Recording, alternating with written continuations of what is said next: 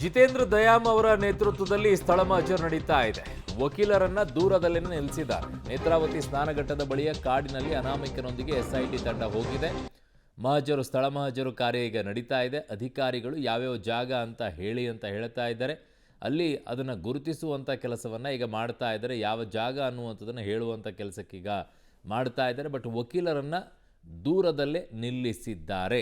ಅನಾಮಧೇಯ ವ್ಯಕ್ತಿಯನ್ನು ನೋಡ್ತಾ ಇದ್ದೀರಾ, ಮುಸುಕು ಹಾಕ್ಕೊಂಡಿರುವಂಥದ್ದು. ನೇತ್ರಾವತಿ ಸ್ನಾನಘಟ್ಟದ ಬಳಿಯಲ್ಲಿರುವಂತಹ ಕಾಡಿನಲ್ಲಿ ನಾನು ಶವಗಳನ್ನು ಹೂತಿಟ್ಟಿದ್ದೀನಿ ಅಂತ ಹೇಳಿರೋದು. ಅದು 15-20 ವರ್ಷಗಳ ಹಿಂದೆ ಇರುವಂಥದ್ದು. ಸೊ ಅಲ್ಲಿ ಯಾವ ಮೂಳೆ ಸಿಗುತ್ತೆ ಏನು ಅಂತ ಹೇಳಿ, ಸೊ ಅಲ್ಲೆಲ್ಲ ಕಂಟಿಗಳೆಲ್ಲ ಬೆಳೆದು ಹೋಗಿವೆ. ಅವನ್ನೆಲ್ಲ ಕಡಿಬೇಕಾಗತ್ತೆ. ಈಗ ಆ ಕಂಟಿಗಳನ್ನೆಲ್ಲ ಕಡಿಯುವಂಥ ಕೆಲಸವನ್ನು ಮಾಡ್ತಾರೆ. ಅದಾದ ನಂತರ ಅದನ್ನೇ ಅಲ್ಲಿ ಸೂಚನೆಯನ್ನು ಕೊಡ್ತಾ ಇದ್ದಿದ್ದು ಆಫೀಸರು, ಕಡೆಯಕ್ಕೆ ಕೊಡಿಯಪ್ಪ ಅಂತ ಹೇಳಿ. ಸೊ ಸಣ್ಣ ಸಣ್ಣ ಕಂಟಿಗಳೆಲ್ಲ ಬೆಳ್ಕೊಂಡಿದ್ದಾವೆ. ಅವನ್ನೆಲ್ಲ ತೆರವು ಮಾಡಬೇಕಾದಂಥ ಕೆಲಸ ಆಗಬೇಕು. ಯಾವ ಜಾಗ ಅಂತ ನೋಡಬೇಕಾಗತ್ತೆ. ಸಿಗದೇ ಇದ್ದರೆ ಹೇಗೆ, ಸಿಕ್ಕರೆ ಹೇಗೆ ಅನ್ನುವಂಥದ್ದು ಪ್ರಶ್ನೆಗಳು ಸಹಜವಾಗಿ ಎಲ್ಲರಲ್ಲೂ ಕೂಡ ಹುಟ್ಕೊಳ್ಳುತ್ತೆ. ಸ್ಥಳ ಮಹಜರಂತೂ ಕಾರ್ಯ ನಡೀತಾ ಇದೆ. 12:51 ಗಂಟೆಯಿಂದ ಶುರುವಾಗಿರುವಂಥ ಸ್ಥಳ ಮಹಜರು ಸುದೀರ್ಘವಾಗಿ 1 ಗಂಟೆಯಿಂದಲೂ ಕೂಡ ನಡೀತಾ ಇದೆ. ಇದು ಇವತ್ತೇ ಮುಗಿದು ಹೋಗ್ಬಿಡುತ್ತೆ, ನಾಳೆನೇ ಮುಗಿದು ಹೋಗ್ಬಿಡುತ್ತೆ ಅನ್ನೋ ಸಾಧ್ಯತೆಯೇ ಇಲ್ಲ. ಕಾರಣ ನೂರಾರು ಶವಗಳನ್ನು ನಾನು ಹೂತಿಟ್ಟಿದ್ದೀನಿ ಅಂತಿದ್ದಾರೆ. ಆ ಎಲ್ಲ ಜಾಗಗಳಿಗೂ ಕೂಡ ಹೋಗಬೇಕಾಗತ್ತೆ. ಆ ವ್ಯಕ್ತಿ ತೋರಿಸ್ಬೇಕಾಗತ್ತೆ ಯಾವ ಜಾಗ ಏನು ಅಂತ ಹೇಳಿ. ಅದನ್ನು ಸ್ಥಳ ಮಹಜರನ್ನು ಮಾಡಿ ಒಳಗಡೆಗೆ ಇದ್ದರೆ ಅಲ್ಲಿ ಡಿಗ್ ಮಾಡಬೇಕು, ಗುಂಡಿ ತೋಡಬೇಕು. ಅದರಲ್ಲಿ ಮೂಳೆಗಳು ಸಿಕ್ಕರೆ ಅವುಗಳನ್ನು ಆಚೆ ತೆಗಿಬೇಕು. ಆಮೇಲೆ ಅದು ಯಾರದ್ದು, ಗಂಡ ಹೆಣ್ಣ, ಇವೆಲ್ಲವನ್ನು ಕೂಡ ಚೆಕ್ ಮಾಡಬೇಕಾಗುತ್ತೆ. ಕಳೆದ 2 ದಿನಗಳಿಂದ ಅನಾಮಿಕನ ವಿಚಾರಣೆಯನ್ನು ಮಾಡಿದರು. ಮೊದಲನೇ ದಿನ 8 ಗಂಟೆ ವಿಚಾರಣೆ ಮಾಡಿದರು. ತದನಂತರ ಸುದೀರ್ಘವಾಗಿ ಇಡೀ ದಿನ ವಿಚಾರಣೆ ಮಾಡಿದರು. 2 ದಿನ 14 ಗಂಟೆಗಳ ಕಾಲ ವಿಚಾರಣೆಯನ್ನು ಮಾಡಲಾಗಿದೆ ಅನಾಮಿಕನನ್ನು. ಸೊ ದೂರುದಾರ ಕೊಟ್ಟಿರುವಂಥ ಮಾಹಿತಿಯ ಫೈಲನ್ನು ಈಗ ಟೀಮ್ ತಂದಿದೆ. ಫೈಲ್ನೊಂದಿಗೆ ಸ್ಥಳದಲ್ಲಿ ತಾಳೆಯನ್ನು ಹಾಕುವಂಥ ಕೆಲಸವನ್ನು ತನಿಖಾಧಿಕಾರಿಗಳು ಮಾಡ್ತಾ ಇದ್ದಾರೆ. ಸೊ ಸಮಾಧಿ ಸತ್ಯ ಹೊರಬರುತ್ತಾ ಕಳೆದ 2 ದಿನಗಳಿಂದಲೂ ಕೂಡ ಇವನ್ನು ವಿಚಾರಣೆ ಮಾಡಿ ಅವನು ಕೊಟ್ಟಂಥ ಸ್ಟೇಟ್ಮೆಂಟ್ಗಳ ಆಧಾರದ ಮೇಲೆ ಎಲ್ಲಿ ಏನು ಎತ್ತ ಅನ್ನುವಂಥದ್ದನ್ನು ನಾನು ಜಾಗ ತೋರಿಸ್ತೀನಿ ಅಂತಲೂ ಕೂಡ ಹೇಳಿದ್ದಾರೆ. ಜೊತೆಗೆ ಅವನು ಕೊಟ್ಟಂಥ ಹೇಳಿಕೆಯನ್ನು ಕೂಡ ತಂದಿದ್ದಾರೆ. ಅದನ್ನು ನೋಡ್ತಾ ಇದ್ದೀರಾ. ಸೊ ಈಗೆಲ್ಲವನ್ನು ಕೂಡ ಕ್ರೂಷಿಯಲ್ಲಾಗಿ ಒಂದು ಘಟ್ಟಕ್ಕೆ ಬಂದು ಇದು ತಲುಪ್ತಾ ಇದೆ. Every files important. ಜೊತೆಗೆ ಕೇವಲ ಅದಷ್ಟೇ ಅಲ್ಲ, ಇನ್ನೂ ಇನ್ ಡೀಟೇಲ್ ಆಗಿ ಹೋಗ್ತಾರೆ. ಅಲ್ಲಿ ಸ್ಥಳೀಯವಾಗಿರುವಂಥ ಪೊಲೀಸರು ಬರ್ತಾರೆ. ಅವರು ಇಲ್ಲದೇ ಇಲ್ಲೇನೂ ಮಾಡೋಕ್ಕಾಗೋದಿಲ್ಲ. ಯಾವಾಗ ನಾಪತ್ತೆಯಾಗಿರುವಂಥದ್ದು, ಇಲ್ಲಿ ಪಂಚಾಯಿತಿಯಲ್ಲಿ ಏನಾದರೂ ಹೂಳು ಹಾಕಿರುವಂಥದ್ದು ಏನಾದರೂ ಇದೆಯಾ, ಸ್ಮಶಾನ ಜಾಗ ಸಿಗದೇ ಇರುವಂಥ ಮುಂಚಿತವಾಗಿ ಪಂಚಾಯಿತಿಯವರು ಏನಾದರೂ ಅಲ್ಲಿ ಹೂತಿಟ್ಟಿದ್ರಾ, ಇವೆಲ್ಲವೂ ಕೂಡ ನನ್ನ ಸಹೋದ್ಯೋಗಿ ಸುಖಪಾಲ್ ಪೊಳಲಿ ನನ್ನ ಸಂಪರ್ಕಕ್ಕೆ ಸಿಗ್ತಾ ಇದ್ದಾರೆ. ಸುಖಪಾಲ್, ಈಗ ಏನಾಗ್ತಾ ಇದೆ ನೇತ್ರಾವತಿ ಸ್ನಾನಘಟ್ಟದ ಬಳಿ?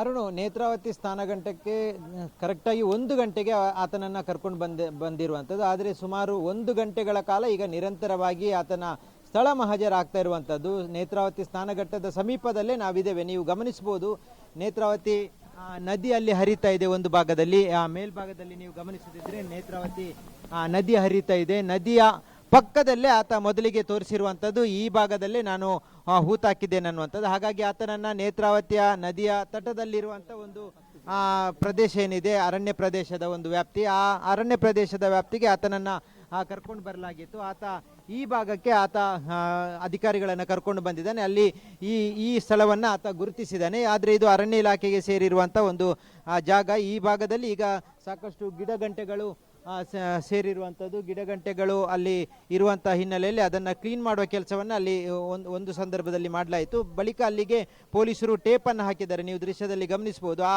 ಟೇಪಿನ ಬಳಿಕ ಅಲ್ಲಿಂದ ಅವರು ಅರಣ್ಯದ ಒಳಗೆ ಹೋಗಿರುವಂಥದ್ದು. ಆ ಕಡೆ ದಟ್ಟವಾದಂಥ ಅರಣ್ಯ ಇರುವಂಥದ್ದು. ಅರಣ್ಯ ಭಾಗದಲ್ಲಿ ಈಗ ಸುಮಾರು 1 ಗಂಟೆಗಳ ಕಾಲ ನಿರಂತರವಾಗಿ ಮಹಜರನ್ನು ಮಾಡಲಾಗ್ತಾ ಇದೆ. SITಯ SP ಆಗಿರುವಂಥ ಜಿತೇಂದ್ರ ಅವರ ನೇತೃತ್ವದಲ್ಲಿ ಈ ಒಂದು ಮಹಜರಾಗ್ತಾ ಇರುವಂಥದ್ದು. ಅವರ ಜೊತೆಗೆ ಅರಣ್ಯಾಧಿಕಾರಿಗಳು, ಕಂದಾಯ ಇಲಾಖೆಯ ಅಧಿಕಾರಿಗಳು, ಜೊತೆಗೆ ಸರ್ವೆ ಅಧಿಕಾರಿಗಳು, ಸ್ಥಳೀಯ ಧರ್ಮಸ್ಥಳದ ಪೊಲೀಸರು ಸೇರಿದಂತೆ ಎಲ್ಲರೂ ಒಂದು ಸಂದರ್ಭದಲ್ಲಿ ಇರುವಂಥದ್ದು. ಆದರೆ ದೂರುದಾರನ ಜೊತೆ ಬಂದಿರುವಂಥ 2 ವಕೀಲರು ಯಾರಿದ್ದಾರೆ ಅವರನ್ನು ನೇತ್ರಾವತಿ ಸ್ನಾನಘಟ್ಟದ ಬಳಿಯೇ ಬಿಟ್ಟು ಆ ಕಡೆಗೆ ತೆರಳಿರುವಂಥದ್ದು. ಅಂದರೆ ಆತನ ದೂರಿನ ಹಿನ್ನೆಲೆಯಲ್ಲಿ ದೂರುದಾರ ಏನು ಹೇಳ್ತಾನೆ ಅದನ್ನು ಮಹಜರ್ ಮಾಡುವಂಥ ಕೆಲಸ ಆಗುವಂಥದ್ದು. ಹಾಗಾಗಿ ಆತ ಹೇಳಿರುವ ಪ್ರಕಾರ ನಾನು ದಟ್ಟ ಅರಣ್ಯದೊಳಗೇನೆ ಅದನ್ನು ಹೂತಾಕಿದ್ದೇನೆ, ಜೊತೆಗೆ ಅದನ್ನು ಹೊರಗೆ ತೆಗೆದಿರುವಂಥದ್ದು ತಲೆಬುರುಡೆಯನ್ನು ಅದೇ ಸ್ಥಳದಲ್ಲಿ ಅನ್ನುವಂಥದ್ದನ್ನು ಹೇಳ್ಕೊಂಡಿದ್ದಾನೆ. ಹಾಗಾಗಿ ಮೊದಲಿಗೆ ಈಗ ಆತ ನ್ಯಾಯಾಲಯಕ್ಕೆ ಹಾಜರುಪಡಿಸಿರುವಂಥ ತಲೆಬುರುಡೆ ಏನಿದೆ ಆ ತಲೆಬುರುಡೆಯ ಮಹಜರನ್ನು ಮಾಡಲಿಕ್ಕಾಗಿ ಈ ಪ್ರದೇಶಕ್ಕೆ ಬಂದಿರುವಂಥದ್ದು. ತಲೆಬುರುಡೆಯನ್ನು ತೆಗೆದಂಥ ಸ್ಥಳ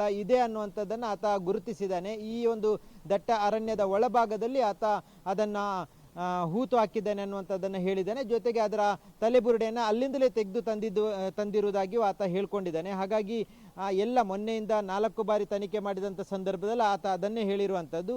ಹಾಗಾಗಿ ಆ ಸ್ಥಳಕ್ಕೆ ಈಗ ಅಧಿಕಾರಿಗಳ ತಂಡ ಬಂದು ಸ್ಥಳ ಮಹಾಜರನ್ನು ಮಾಡ್ತಾ ಇರುವಂಥದ್ದು. ಸುಮಾರು 1 ಗಂಟೆಗಳ ಕಾಲ ಆಯಿತು ನಿರಂತರವಾಗಿ ಆ ಸ್ಥಳ ಮಹಾಜರು ಮಾಡುವಂಥ ದಟ್ಟ ಅರಣ್ಯಕ್ಕೆ ಹೋಗಿರುವಂಥದ್ದು. ಒಂದು ಭಾಗದಲ್ಲಿ ಮಳೆ ಸುರಿತಾ ಇದೆ, ಆದರೂ ಅದರ ನಡುವೆ ಈ ಪ್ರಕ್ರಿಯೆಗಳೆಲ್ಲ ಆಗ್ತಾ ಇರುವಂಥದ್ದು. ಅದರಲ್ಲಿ ಎಲ್ಲ ಕಡೆಗಳಲ್ಲಿ ಏನು ಅರಣ್ಯ ಪ್ರದೇಶದಲ್ಲಿರುವಂಥ ಕೆಲವೊಂದು ಜಾಗ ಇದೆ, ಆ ಜಾಗಕ್ಕೆ ತೆರಳಿದ್ದಾರೆ. ಅಲ್ಲಿರುವಂಥ ಈ ಸ್ಥಾನಘಟ್ಟ ಏನಿದೆ, ಈ ಸ್ಥಾನಘಟ್ಟದ ಸಮೀಪದಲ್ಲೇ ಆ ಒಂದು ದಟ್ಟ ಅರಣ್ಯ ಇರುವಂಥದ್ದು. ಆ ಅರಣ್ಯದಲ್ಲಿ ಈಗ ನಿರಂತರವಾಗಿ ಈ ಒಂದು ಮಹಜರ್ ಪ್ರಕ್ರಿಯೆಯನ್ನು ಮಾಡ್ತಾ ಇರುವಂಥದ್ದು. ಪೊಲೀಸರು ಈ ಒಂದು ಸ್ಥಾನಘಟ್ಟದ ಸುತ್ತಲೂ ಸೇರಿರುವಂಥದ್ದು.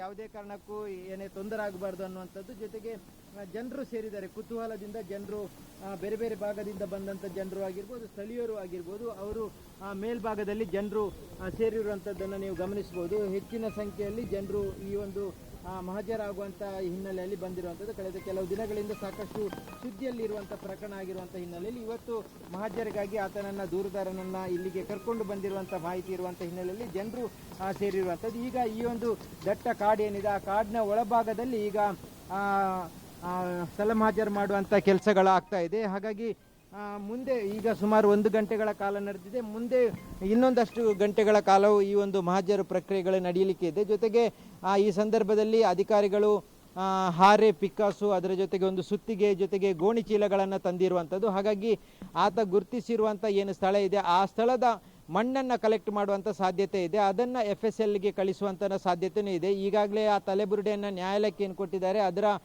FSL ವರದಿಗಾಗಿ ಕಾಯ್ತಾ ಇದ್ದಾರೆ ಪೊಲೀಸರು. ಅದರ ಜೊತೆಗೆ ಈತ ತೋರಿಸಿರುವಂಥದ್ದು ಇಲ್ಲೇ ಈ ಭಾಗದಿಂದಲೇ ತೆಗೆದಿದ್ದೇನೆ ಅನ್ನುವಂಥದ್ದನ್ನು ತೋರಿಸಿದರೆ, ಆ ಭಾಗದ ಮಣ್ಣನ್ನು, ಅಲ್ಲಿನ ಮಣ್ಣಿನ ಕಣಗಳನ್ನು ತೆಗೆದು ಅದನ್ನು FSLಗೆ ಕಳಿಸುವಂಥ ಕೆಲಸ ಆಗುತ್ತೆ. ಸದ್ಯದಲ್ಲಿ ಈ ಮಹಜರ್ ಪ್ರಕ್ರಿಯೆಯ ವೇಳೆಯಲ್ಲಿ FSLನ ಸಿಬ್ಬಂದಿಗಳು ಬಂದಿರುವಂಥದ್ದು. ಅವರು ಅದನ್ನು ಕಲೆಕ್ಟ್ ಮಾಡಿ ಅದನ್ನು ಕಳಿಸುವಂಥ ಕೆಲಸಕ್ಕೂ ಮುಂದಾಗ್ತಾರೆ. ಹಾಗಾಗಿ ಸುಮಾರು 1 ಗಂಟೆ ಕಳೆದಿದೆ. ಈಗ ನಿರಂತರವಾಗಿ ಆತನ ಸ್ಥಳ ಮಹಜರು ಮಾಡುವಂಥ ಕೆಲಸಗಳನ್ನು SIT ಅಧಿಕಾರಿಗಳು ಮಾಡ್ತಾ ಇರುವಂಥದ್ದು. ಇವತ್ತಿಗೆ ಕೇವಲ ಈ ರೀತಿಯಾದಂಥ ಮಹಜರು ಪ್ರಕ್ರಿಯೆಗಳಾದರೆ ಮುಂದಿನ ದಿನಗಳಲ್ಲಿ ಆತ 100 ಕಡೆಗಳಲ್ಲಿ ನಾನು ಶವಗಳನ್ನು ಹೂತಿಟ್ಟಿದ್ದೇನೆ ಅನ್ನುವಂಥದ್ದನ್ನು ಹೇಳ್ಕೊಂಡಿದ್ದಾನೆ. ದೂರಲ್ಲೂ ಹೇಳಿದ್ದಾನೆ, ವಿಚಾರಣೆ ವೇಳೆಯೂ ಹೇಳಿದ್ದಾನೆ. ಹಾಗಾಗಿ ಎಲ್ಲ ಆತ ಎಲ್ಲೆಲ್ಲಿ ತೋರಿಸ್ತಾನೆ ಅಲ್ಲೆಲ್ಲವನ್ನು ಮೊದಲಿಗೆ ಮಹಜರು ಮಾಡುವಂಥ ಕೆಲಸ ಆಗುತ್ತೆ. ಆ ಬಳಿಕ ಅದನ್ನು ಸೆಕ್ಯೂರ್ ಮಾಡಬೇಕಾಗುತ್ತೆ. ಆ ಸ್ಥಳವನ್ನು ಸೆಕ್ಯೂರ್ ಮಾಡಲಿಕ್ಕೂ ಅಲ್ಲಿ ಪೊಲೀಸರ ನಿಯೋಜನೆ ಮಾಡಬೇಕಾಗುತ್ತೆ. ಆ ಬಳಿಕ ಅದರ ಮುಂದಿನ ಅದನ್ನು ತೆಗೆಯುವಂಥ ಕೆಲಸಗಳಾಗುತ್ತೆ.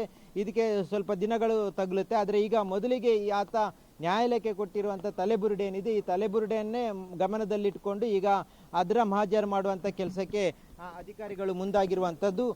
ಸುಮಾರು 1 ಗಂಟೆಗಳಿಂದಲೂ ನಿರಂತರವಾದಂಥ ಈ ರೀತಿಯಾದಂಥ ಮಹಜರು ಪ್ರಕ್ರಿಯೆಗಳಾಗ್ತಾ ಇದೆ. ಇನ್ನೊಂದಷ್ಟು ಗಂಟೆಗಳ ಕಾಲವು ಮುಂದುವರಿಯುವಂಥ ಸಾಧ್ಯತೆ ಇರುವಂಥದ್ದು. ಅರುಣ್. ಓಕೆ, ಸುಖಪಾಲ್ ಪೊಳಲಿ, ನಿಮ್ಮೆಲ್ಲ ಮಾಹಿತಿಗೆ ಧನ್ಯವಾದಗಳು. ಸೊ ಈಗ ನಡೀತಾ ಇರುವಂಥದ್ದು ಒಂದೇ, ಯಾವಾಗ ಬಂದು ನಾನು ಈ ಥರ ಹೂತಿಟ್ಟಿದ್ದೀನಿ ಅಂತೇಳಿ ಒಂದು ತಲೆಬುರುಡೆಯನ್ನು ತಂದಿದ್ರು, ಆ ಪ್ರಕರಣಕ್ಕೆ ಸಂಬಂಧಪಟ್ಟಂತೆ ಮಾತ್ರ ಈಗ ಸ್ಥಳ ಮಹಜರನ್ನು ಮಾಡಲಾಗ್ತಾ ಇದೆ. ಇನ್ನುಳಿದಂಥ ಪ್ರಕರಣಗಳಿಗೆ ಸಂಬಂಧಪಟ್ಟಂತೆ ಸ್ಥಳ ಮಹಜರು ಇನ್ನೂ ನಡೀತಾ ಇಲ್ಲ. ಕಾರಣ ತಲೆಬುರುಡೆಯನ್ನು ತಂದಿದ್ದೀರಾ, ಇನ್ನುಳಿದಂಥ ಮೂಳೆಗಳೆಲ್ಲಿದೆ ದೇಹದ್ದು. ಸೊ ಹಾಗಾಗಿ ಅದನ್ನು ಈಗ ಹುಡುಕುವಂಥ ಕೆಲಸವನ್ನು ಮಾಡ್ತಾ ಇದ್ದಾರೆ. ಯಾವ ಜಾಗದಿಂದ ನೀವು ತಂದ್ರಿ ಅನ್ನುವಂಥದ್ದನ್ನು ಈಗ ಪೊಲೀಸರು ಅಲ್ಲಿ ಹುಡುಕ್ತಾ ಇದ್ದಾರೆ.